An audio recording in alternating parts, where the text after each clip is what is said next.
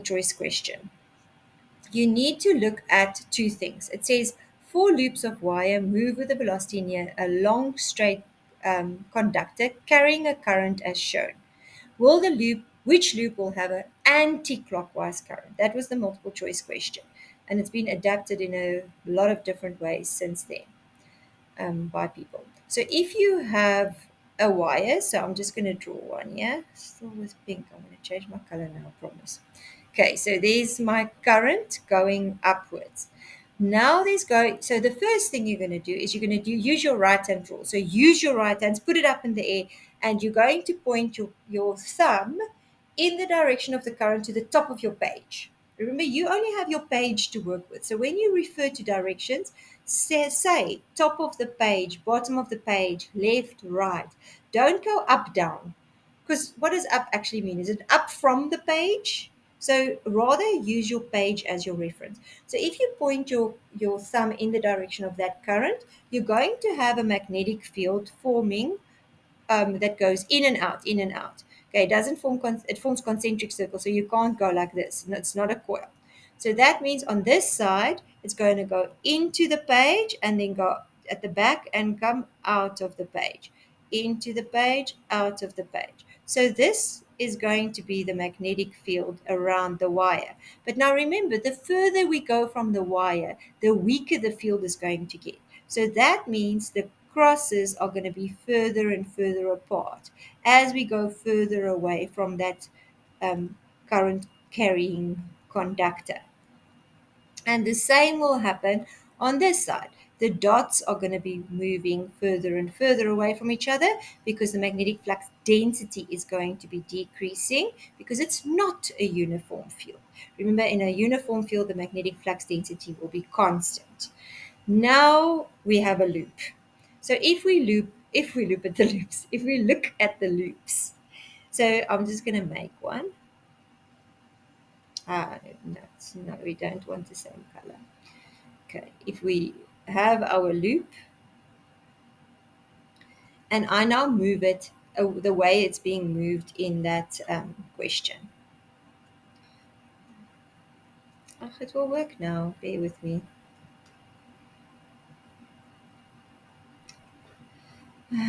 There we go. Oh, it just moved. There we go. Okay, so if I take my loop, there we go. Every time I wanted to move it doesn't want to move. Okay, here we go. All right, so if I'm moving for that first one, for A, it's moving from far away to closer. So look what happens to the dots. So I'm moving from far away and I'm moving closer, closer, closer, closer, closer. So what you must remember now, the current will be induced to oppose the change in magnetic flux. So the change in magnetic flux, if I go and move my loop, as I'm going closer, what's happening to the dots? Are they increasing or decreasing? That's what you need to ask yourself. So as I'm going closer, closer, closer, the dots are increasing. I'm hoping that you are saying. So the change in magnetic flux is an increase in the number of dots. So if I want to counteract that, oppose that, I must go and make crosses.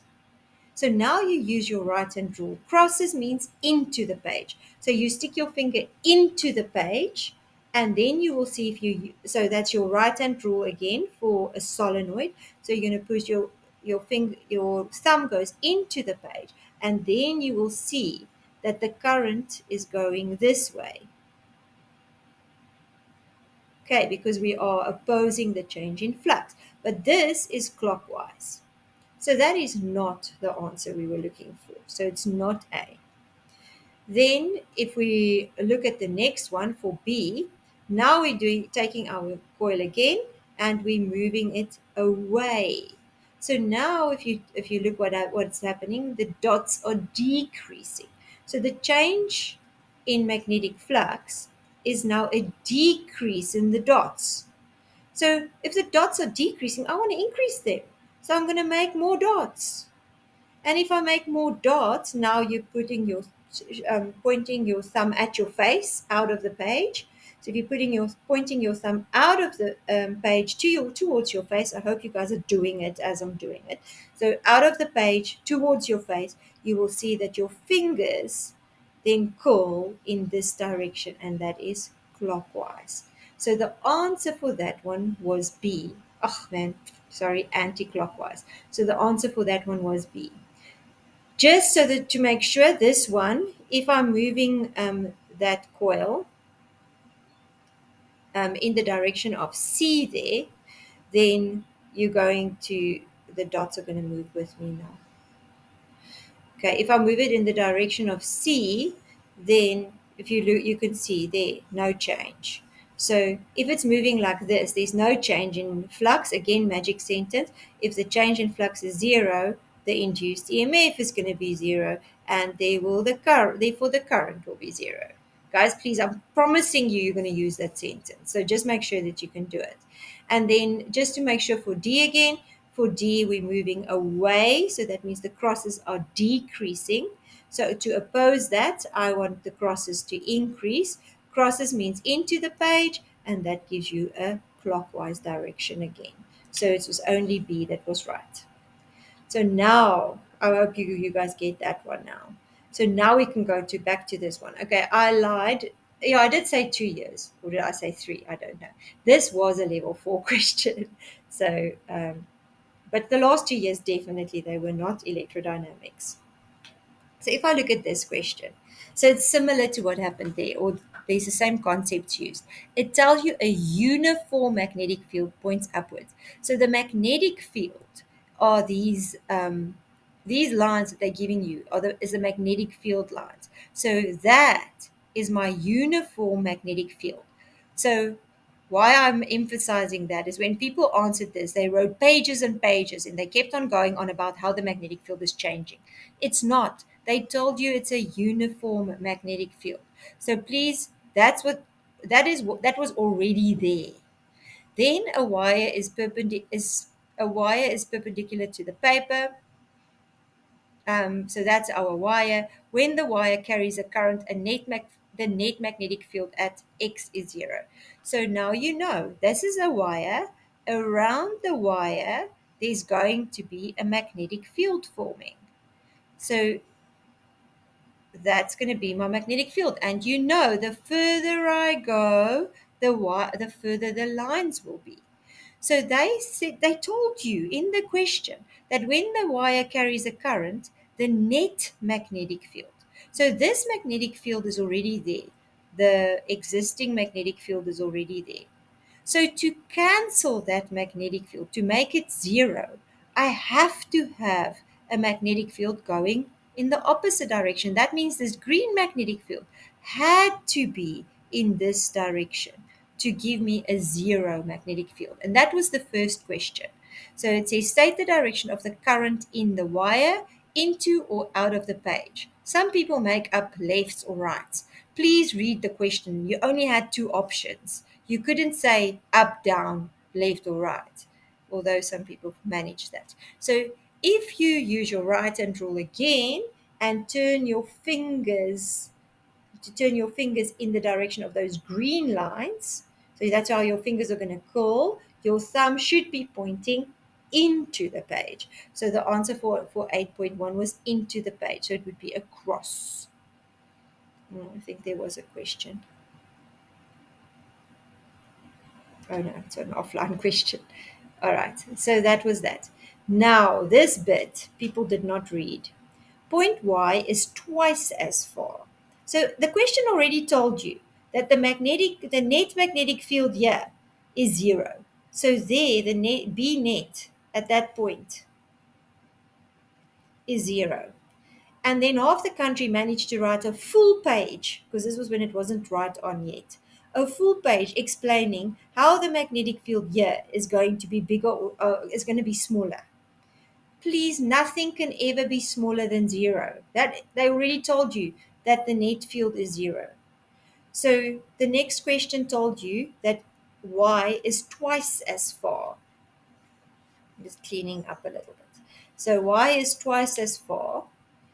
the magnetic field due to the current in the wire is inversely proportional to the distance from the wire. You should know that already. You know, the further I go, the weaker from the wire, so the green lines.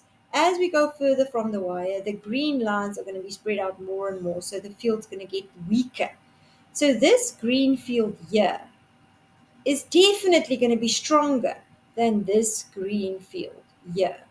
So because I'm further away, and they even say directly proportional. So that means if it is twice as far, then it's going to mean that the green field here at Y is going to be half of what it was here at X, because they told you it's twice as far and it's inversely proportional.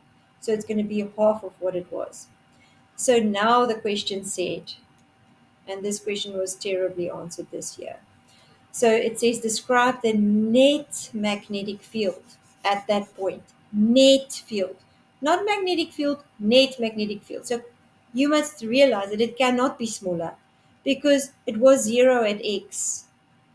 So it cannot be smaller. So at Y, let's look at the net field now.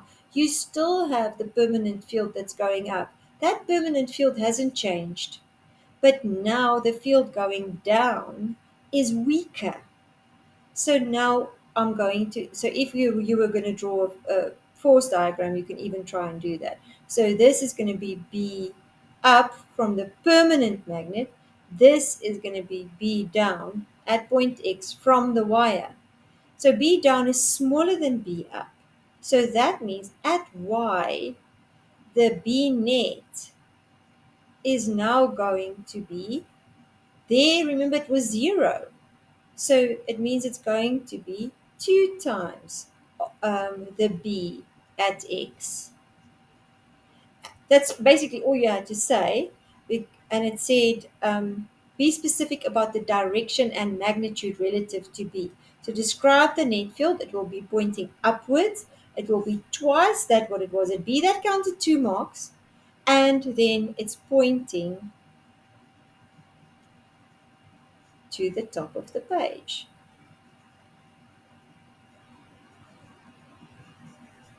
Okay, and it didn't ask for an explanation. It just said describe. Didn't ask to explain. So please, people, if the question doesn't ask you to explain, don't. This was the worst question, I must admit, that I've ever marked in my life, because people literally, for this 4 marks, some people wrote full pages, 1.5 pages. And that is why I say to you, now that it's a full-in paper, please, if you're going over the number of lines that are given, you are 90% on the wrong track. Yes, David.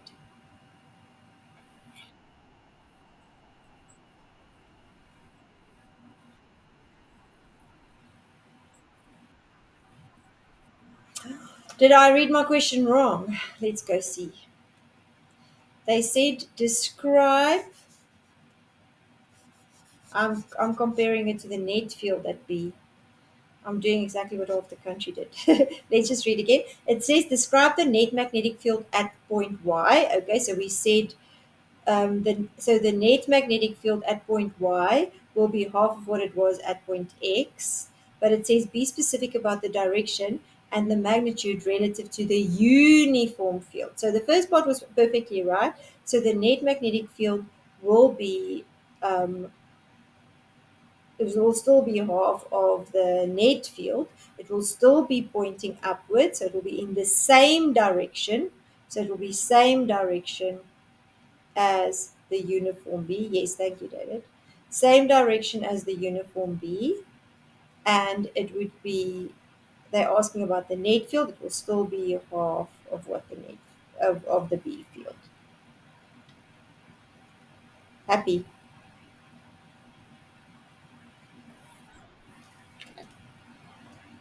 Yeah, sorry, I didn't read the question. It's to the uniform field. So I made the same mistake as what many people did. But just remember that nothing can be smaller than 0. That was the biggest mistake people made. The direction most of the people got right. And then, oh, yeah, we were marking a day more than the other questions this year, because if you look at this question, it said name 2 practical examples of electromagnetic induction. So we were literally sitting on Google checking all the answers. Please don't make life so hard for the market. There in the SAGs it says you must be able to do a practical application of electromagnetic induction and a practical application of electromagnetism. So please, the one is a motor. If you have a current giving you a force, an application is a motor. And then a practical example of electromagnetic induction is basically a generator. So anything that generates power, don't make it too complicated. A wind turbine generates power. Anything, a bicycle light generates, goes from a force to a current. So please don't make up weird and wonderful answers. Just stick to the normal ones. This question also wasn't greatly answered. I took the part away. No, I don't think anyone has problems with drawing the field. Just make sure that you can draw the fields properly. And like we said before, keep it simple. Then states Faraday's law of electromagnetic induction. Remember, you've got the equation to help you.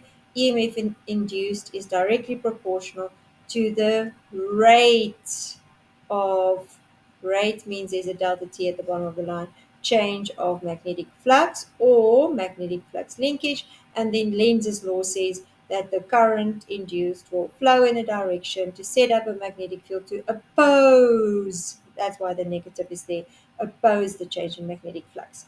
All right, so here it says, why does the voltmeter have a zero reading? Please remember magic sentence. The voltmeter has a zero reading because the it says the coil is at rest.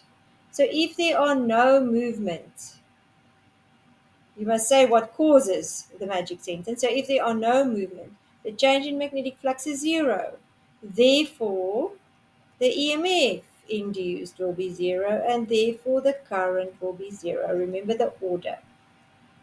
Okay, so this time it wasn't current. They just asked about voltmeters, so you could have stopped there. Often it's current though. So just remember the order. All right, then it says, how can we now induce a current? This I did think was a little bit unfair because it said three different ways in which a EMF can be induced in the small coil. And movement or moving it in was and out was not counted as two different ways. So it was moving it relative to each other. So if you said moving it in and out, that was only seen as one way. Then you could have said that you can change the current in the solenoid. So use an AC current in the solenoid rather than a direct current. Or you can constantly, can't also say increase the current because you increase the current and then it's constant at that higher value, then it's not going to be, there's not going to be a EMF induced. So everything that you mention must cause a change in flux. Otherwise, it's going to have no EMF induced. So moving it in and out of the, or relative to each other, towards each other or away from each other, was only seen as one method. Even if you use a solenoid or you use a small coil, it didn't matter. Moving them towards each other and away from each other was given 2 marks because that's one way. The other way was using an AC or constantly increasing the current or constantly decreasing the current was given 2 marks. And then the other one was rotating the coils. So rotation was seen as a different type of motion, and that was given 2 marks. So a lot of people didn't get 6 marks because they saw movement as one, and they didn't get the marks. Yes, Daniel. No, it doesn't matter. So again, rotation of either one was given 2 marks. So it wasn't given separate marks. Yes, Nicholas.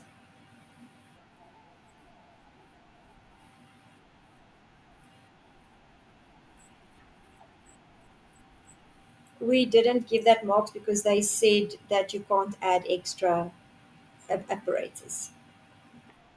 I almost cried. I know, I know. So don't, when you get a question like this, then try and answer it first without adding any extra apparatus. If you can't think of any other way, then yes, you can say move a magnet. Because it did say an EMSF can be induced in the small coil. They didn't say you have to use the solenoid. So I agree with you. We did try and find a few times to give more marks for this question, but because it was rated the level 4 question, also the rating of the question also determines how strictly we mark it. If it's a level 1 question, we mark it very wishy-washy. But if it's a level 4 question, you must know what's going on, and that's why we marked it pretty strictly. I did feel that it was a little bit mean, but magnets wasn't given a mark. Daniel?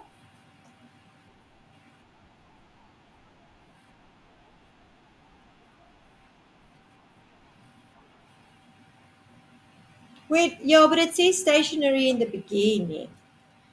So, okay, let me just go back. Sorry, I'm not on the question. It said, yeah, small coil is at rest, station. So both of them are at rest in the beginning. So both of them are at rest, and that is why this question was valid. The voltmeter reading was zero. Now, the next question says, state three different ways in which an EMF can be induced in the small coil. So now you have to move something. So it's not still stationary. You now need to do something to make a current. It's not stationary anymore. They never said that they are not able to move. They just said they are stationary in the beginning. Okay. I can see how the words can be confusing, but no. You must move it. There's no other way. Or there's no other three ways. Because then if you listen to that, then the only thing you can do is change AC. That would be the change it to AC. That would be the only way you can do it then. Are you okay, Daniel?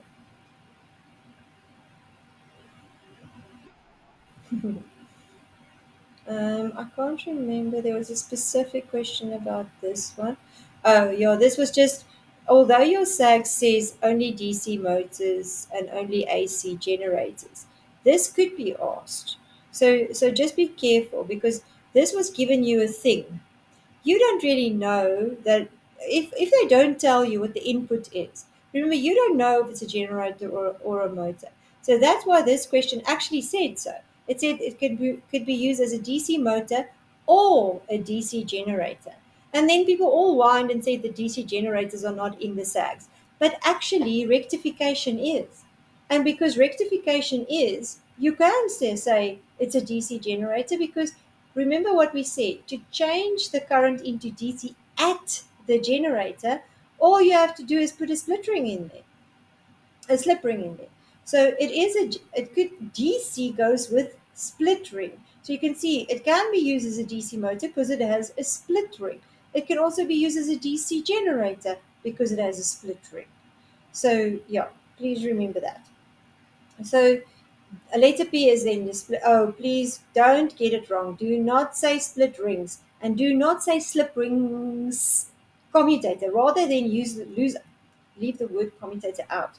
But it's a split ring commutator. The other two that are like that are slip rings and no commutator word after that. So split ring commutator, but slip rings. Okay, I can't. They ask it all the time, so don't get it wrong. Then explain how this device will work as a DC motor. So for it to be a DC motor, it says input required. So for it to be a DC motor, you have to have a DC current.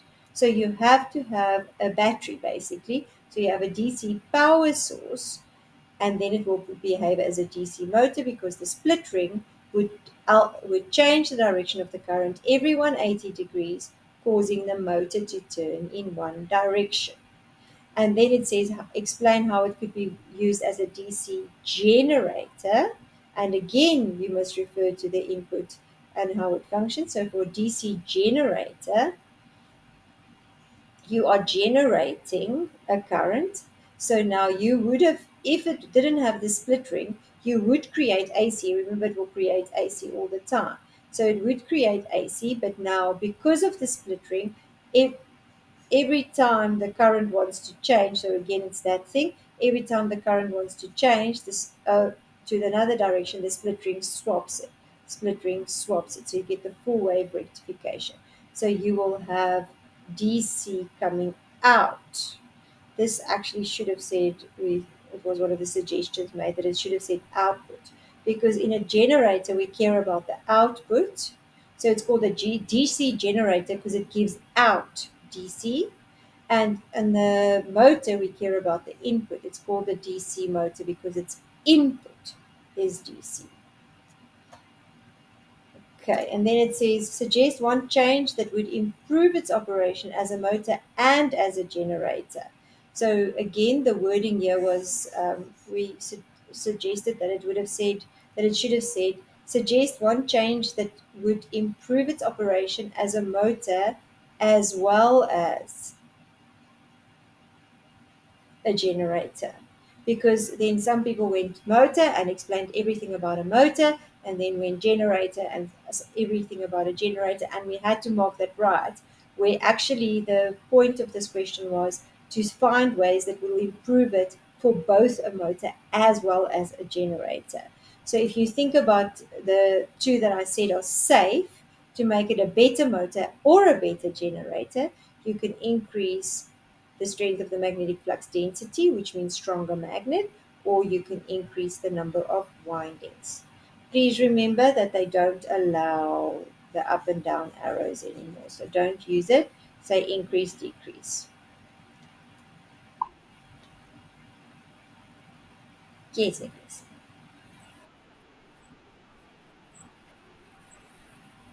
Remember, it's a loop. So this time, it's it's Faraday's law.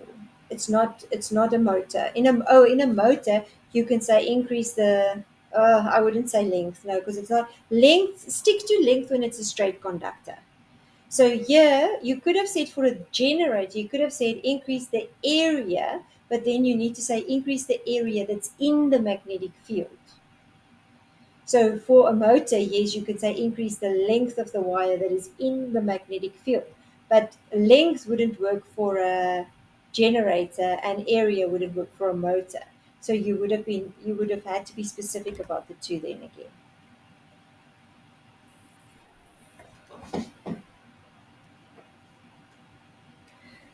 Okay, let's move on to the next question. This was some of you had different parts of this question, so I'm just going to do the whole thing. Guys, if you need a wee break, you can just go. I wouldn't know. I'm not going to stop for a break. You take it when you need it. All right.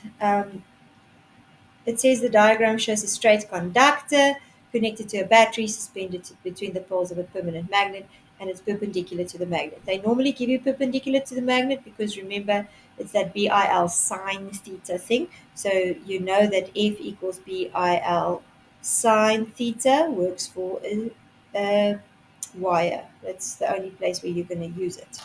Straight conductor, or actually for a motor as well, but then this is not F anymore, that becomes torque, and then this is going to be BLN sine theta. This equation is not really there, but this is for a straight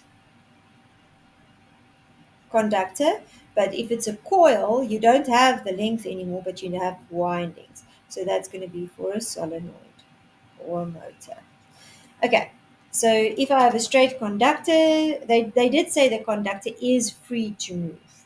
Now, the first question says, will the conductor move towards this side marked X or Y?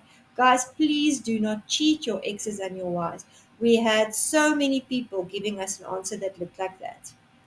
And because so they weren't sure, or that's what we decided. They weren't sure, and then they made their answer look like an X or a Y and wanted us to choose.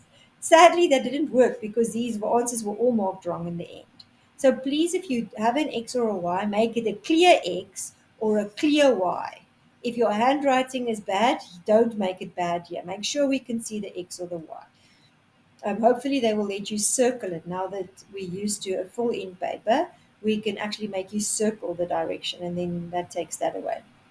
Okay, so if you're looking at this, you can see your batteries there. Remember, the long side is positive. and the short one is negative. And we always use conventional current, so it's going to go from positive to negative.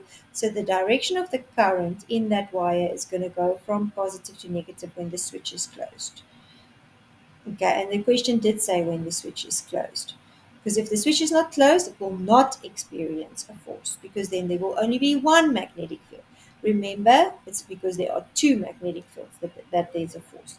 Okay, so that way, so that means you use your what do you call it, Fleming's left hand rule or the slap rule.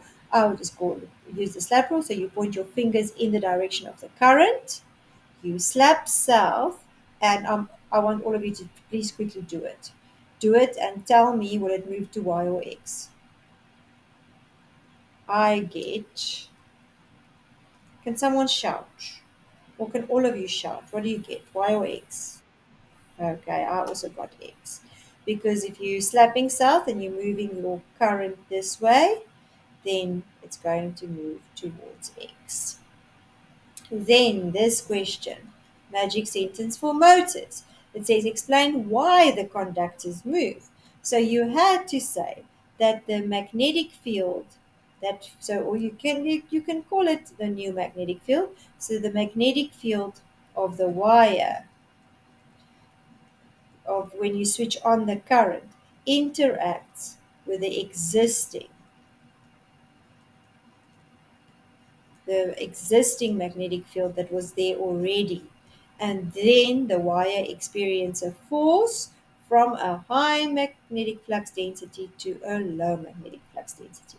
You have the memos for these, so I'm not writing it out properly, and you can always go and listen to this again if you forgot what I said. So, and no shortcuts, please. You can't write up arrow, down arrow. Okay, now the next question.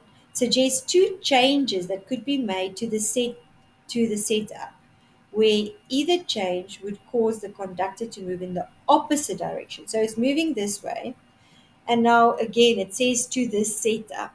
So this is the setup. You cannot change, add extra things. So you couldn't add a magnet or add extra things. You can just change what is already here. So there are two things you could have done. You could have swapped around the South Pole and the North Pole. So you could have swapped the horseshoe magnet so that the South Pole and the North Pole is swapped around and then it would move out. Or you could have swapped the direction of the current and then it would move out. So either one of those changes would have make the wire go in the opposite direction. Okay. If, if there are questions, please ask. I'm assuming you're all fine with this. Moving on to the next question. It said for 8.4, identify two changes that could be made to increase the force that a conductor experiences. Again, we said it already. F equals BIL. It's Bill sine theta. So two changes that can be, that's not phi, sorry, getting my signals confused here. Sine theta, identify two changes that could be made to increase the force. So you can increase the strength of the magnet, you can increase the current, but please be careful. You must increase the length of the wire that's in the magnetic field, and you can't use a and you've got a magnet there that is stuck. You can't use a different magnet. So for this one, it would actually only be the strength of the magnet and the current because it's already at 90 degrees. It can't be higher than 90 degrees, so the angle would not have helped. Okay, so it's increase the strength of the magnet, increase the current. Would be the only two that works there. Okay, then the question changed a little bit, and they said it's changed that it's now at 90 degrees, so it's suspended between the poles of the magnet, parallel to the magnet. Blah, blah. Would the conductor still experience a force when the switch is closed? So if you're thinking about the current, will it still experience a force? The answer was just yes or no. So please remember the magnetic field is going this way. Oh, that is so bad. From north to south. So the magnetic field is going from north to south. The current is going this way. Can you see that it's still a 90-degree angle? It's not in the same direction. The only way where there will be no force is if the wire is placed in this direction. If the current was going like that and the magnetic field is going like that, because then sine theta becomes 180, which is zero. And then only will there be no force. So a lot of people said no, and it's not no. The answer is yes. Just look at the direction, and the direction is at the angle between the magnetic field and the current is still 90 degrees. So the answer was yes. There's only one more question, but it was sad because lots of people got it wrong. Okay, then they say a transformer is connected to the output of an AC diagram. So it's not the same one anymore. So now we can forget about that. And to the output of the to an AC generator. So all generators, remember, are AC. The generator produces 16 volts. The transformer. Oh, so this was the easy question because you just had to plug and play. But for 8.6 first, explain how the transformer. Oh, there was a question from the St. John's paper that you guys will see is exactly this. This question, and the other part was from the 2017 paper. So the St. John's prelim paper, you'll see in these. So I'm not going to go to them specifically because in these past papers, they are actually from these past papers. Okay, explain how the transformer changes the voltage output of the generator, referring to the basic operation of an ideal transformer. So what we were looking for here is exactly what I said earlier. So a transformer has an AC. You had to mention something about AC because it says AC. So the AC current in the primary coil. So the AC in primary coil gives us a change in magnetic flux that the secondary coil experiences. So the secondary coil experience the change in magnetic flux. And because it experiences a change in magnetic flux, it gives us an EMF that is directly proportional to the number of windings. So you had to say something about the number of windings as well. Okay, so then some people did say if there are more windings, it's step up transformer. If there are less windings, it's a step down transformer that you could have added. We actually just gave a mark for mentioning something about being a directly proportional. So you had to say AC, you had to say number of windings, and then because the word said ideal transformer, you had to say that the power in the primary is equal to the power in the secondary. So there's no energy losses. So those were the three things that we were looking for when we marked that. And then this last one is plug and play. I don't even know if I should do it. I'm not going to do the calculation. It says the generator produces. So that is V primary. The transformer has 200 turns on the primary. So that is in primary. Remember, you can change this equation any way you want. They've given us that. How many turns must there be on the secondary coil? So they're asking us for in secondary coil if it produces 240. So that's V secondary. So then you just put your values in and you calculate. Use your calculator. I'm not going to do that one. Wait, let me just see if this bottom one. Oh, this was also from the St. John's paper, but it was actually from this paper as well. Explain why high voltages are used for the transmission of electrical energy. Use appropriate equation. Now, remember, if I want the power that is generated at ESCOM at the big factories, so all that power must come to our houses. So power at ESCOM must come to the house. Then power is equal to V times I. So if I want this whole V times I to get there, I've got a choice. I can let one little electron, so let's say I've got 100 watts. I can let one little electron carry the whole 100 watts over. So it's only one little electron causing friction in the wire. The other option I have is to let 50 little electrons each count carry 2 joules of energy. Remember, current is particles voltage is energy. So if 50 particles carry 2 each, I still have 100 watts. So, but that means I've got 50 electrons here causing friction in the wire. So the reason why we want to step up the voltage is to for the power to remain constant, so that we don't lose power or energy. We want the voltage to be as high as possible so that the current can be as low as possible. But that is if we want the power to be constant. So then you could also use the equation that says W is equal to I squared R, because the resistance in the wire is constant. But if I then make a high current, it means that the energy, so you could call this lost energy. That means if it's the current is high, the lost energy is going to be higher, and therefore that's not great. We want energy, the lost energy, to be as low as possible. So you can use either one of these. Just explain it nicely. We marked according to the equation that people gave. So if they gave this equation, we marked according to that. If they used this equation, they had to do an explanation according to that. So just explain using, it does say use an equation. You can't just put a random equation and then not use it in your explanation. That doesn't work.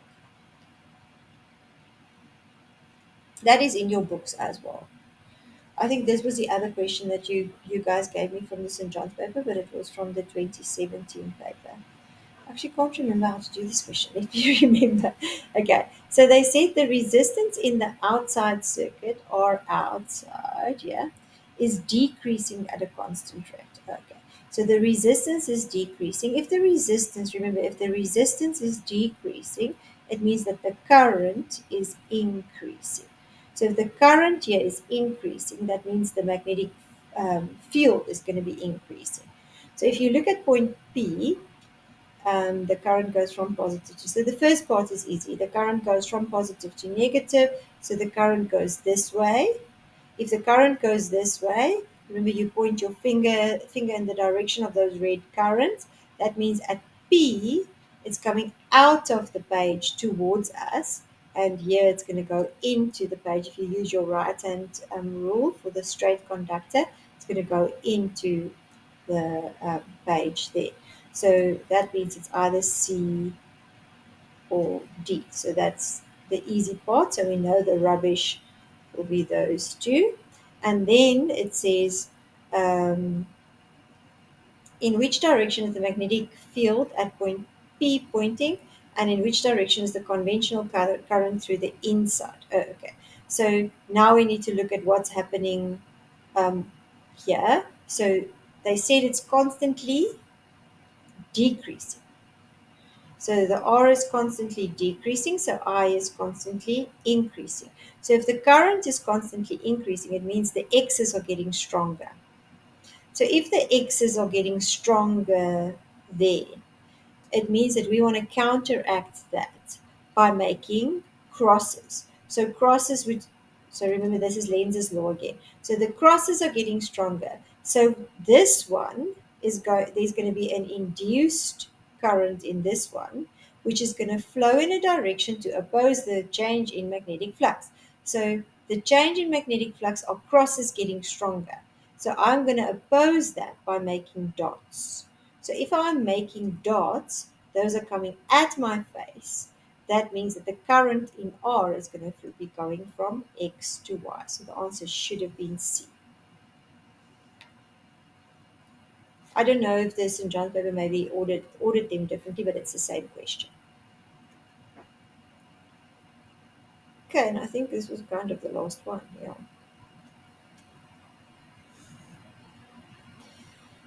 Okay, so this they haven't asked the proper motor generator for a while. So this was actually, people were very grateful about this because we spent so much time on it and then it's not asked.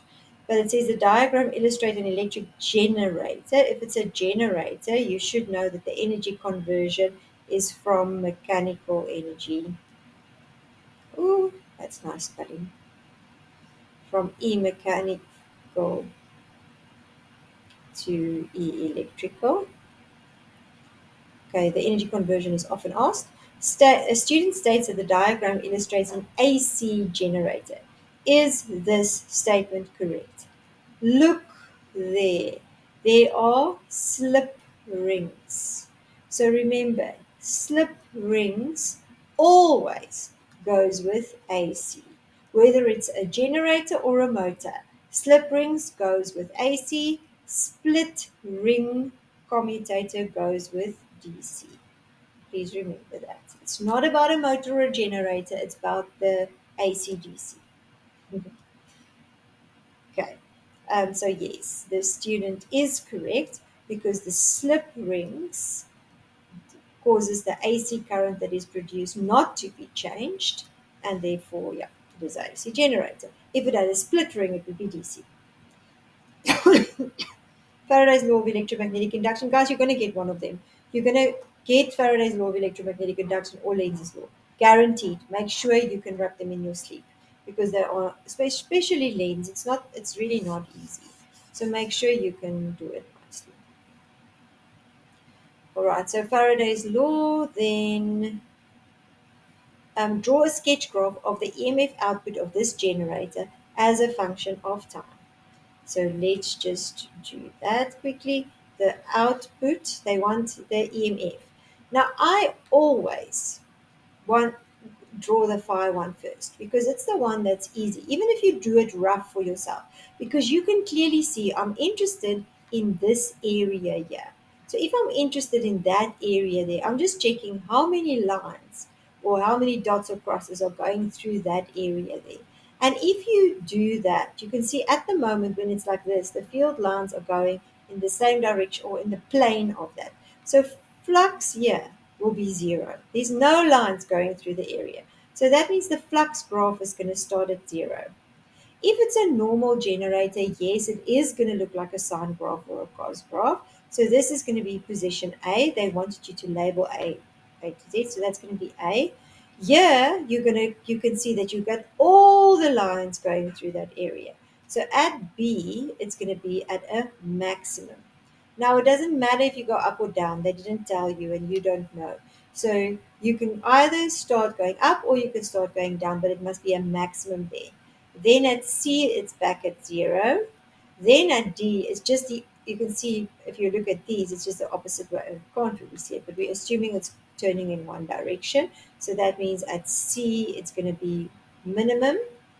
Then at D, I'm talking nonsense, that is C. At D, it's going to be a minimum, maximum again, but in the opposite direction. So at C, it's zero, no lines. At D, maximum again, but in the opposite direction. And then it ends again at E at zero. So that's the flux one. But now they wanted the EMF. So often they give you the flux and then you must go to the EMF. So if they want the EMF, just remember that the EMF is the negative of the gradient. So just ask yourself, what does the gradient look like there? So draw a little tangent and I can see the gradient is positive at that point where it starts, and to go from phi to EMF, it's minus the gradient. So if this gradient here is positive, I know I'm going to start with negative. Here, the gradient at that point there at B, draw a tangent, the gradient is zero. So that means, so this is A, sorry, I don't know what to do. The gradient at the maximum there, then at B, the gradient is zero.